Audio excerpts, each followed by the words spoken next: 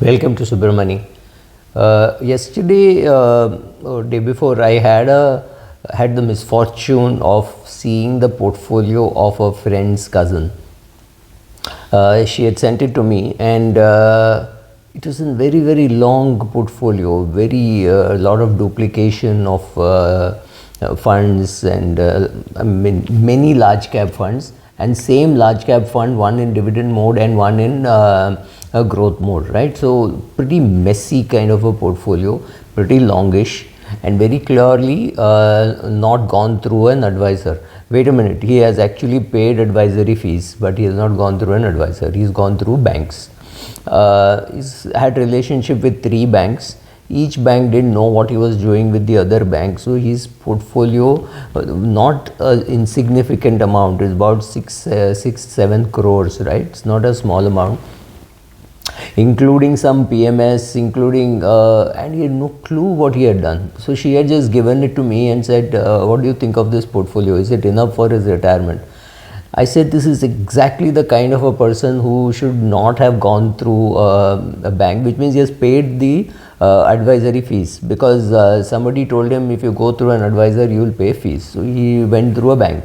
But he did not even understand. I mean, it's not that he's not made good money. He's made good money in the sense that he was employed. He's just retiring in a IT company, in a bank and an IT company. So he got some ESOPs. He's made money. There's no doubt. His wife has also made money, but she's kept her money very conservatively in bank deposits. So that's a different kind of a problem. But this is typically what somebody has told him, that you can avoid fees by going directly and investing. Now people don't understand what it means going directly. Going directly means taking the option called the direct option. This guy has gone through a bank, and the bank has made a big mess of it, and you cannot afford to go to any Tom, Dick and Harry and think he will be your advisor. He won't be. He's a relationship manager, and relationship managers work for the bank.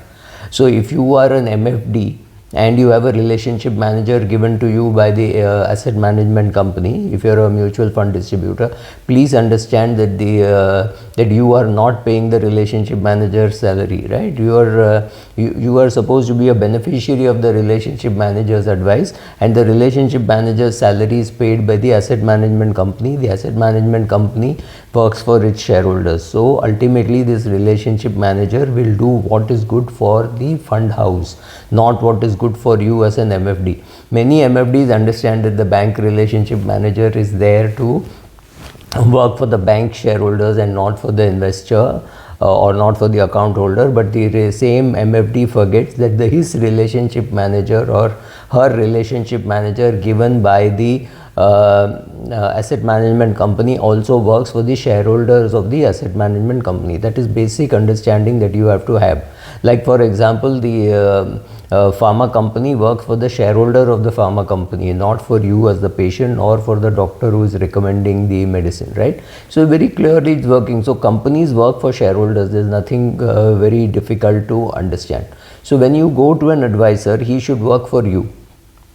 Now if you believe that going to an advisor is going to be expensive, then you should learn the investments. I am not against DIY, but which means do it yourself investor, but the do it yourself investor should understand everything, should understand how an index fund works, and if you have invested in an index fund, why you will miss an fund called the opportunity fund, or you will miss something, a fund which invests abroad, unless you invest in an index fund which invests in index funds abroad, right? So unless you get to understand all that and you're willing to spend time and effort, actually it's more of effort, because time everybody has. We all have time for what we like to do and what we love to do.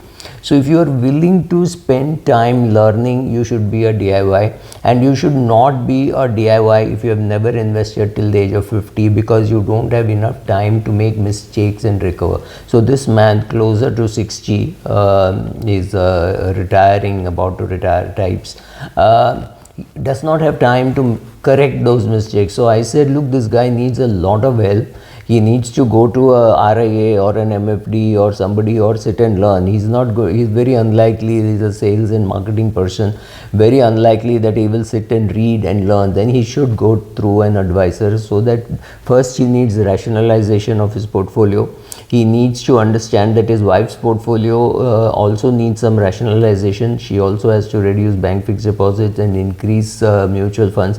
He has to get rid of some of the PMS. He's got 2 PMSs. He's got to get rid of some of the PMS. He's got to get rid of some equity shares. He has to put it in a software and see how much of duplication is there. I mean, you can't be invested in 7 large cap funds and 14 mid cap funds. 14 is an exaggeration, but so many varieties, and without knowing why he has invested gold and REIT and things like that, which were giving him no yield. So his portfolio requires a lot of rationalization, which only an experienced advisor can give. Now, the first pushback that I get from people is all investment advisors are not good. I'd be the first to accept that all investment advisors are not good, which means you have to spend time in finding an advisor. This is exactly the example which I give. It's like marriage, right? You don't marry the first girl who comes across. You go meet, you spend a lot of time, and then you decide, oh, is this habit good? Is this habit because of this habit it's a no-goer? The girl does not want a smoker and the boy smokes, or the boy wants a girl who is XYZ and can't find those features, can't find whatever it is, right? Ultimately you have to be compatible. So spend time, spend a lot of time. I wouldn't just say spend time, spend a lot of time, because if you went to the wrong doctor, in 3-4 days you will know that this doctor's prescription is not good. When you take a second opinion, you will know, whereas you will never know that in a mutual fund advisor except after a very long period of time. So best is to go ask your friends for references, go to an advisor, see how he charges.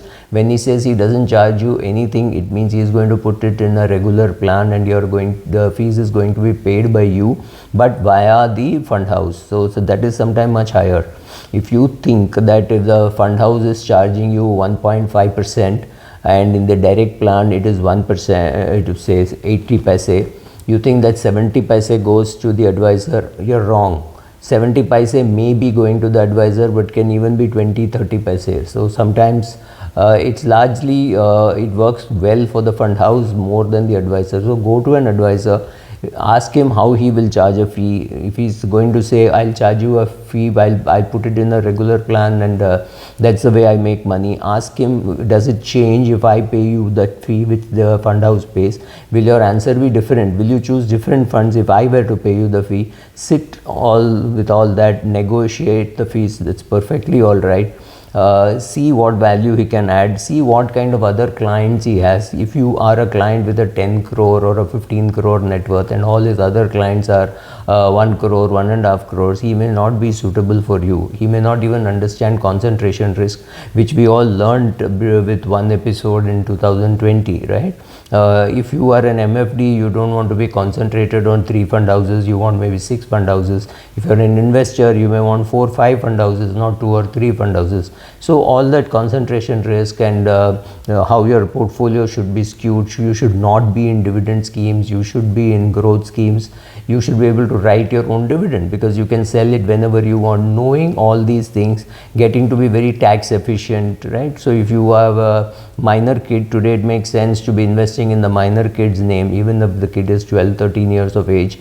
Because after the kid is 18, nothing will get clubbed with you. So sell that kid's investments after the kid is 18, so that there is no clubbing. So knowing all these things, it's not common for every advisor also to know all these things. So find a good advisor, sit, talk, negotiate the fees.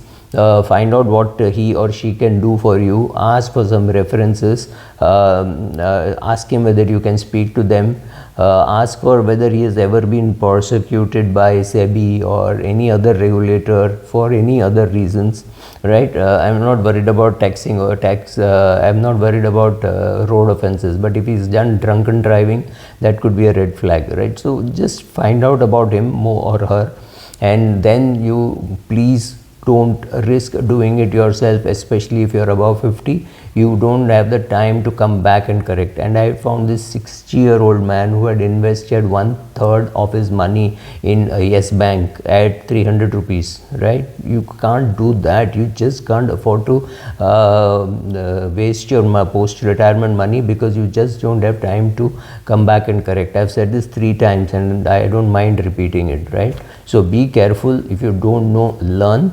If you won't learn, go to an advisor. Selecting an advisor is not easy. Take the trouble.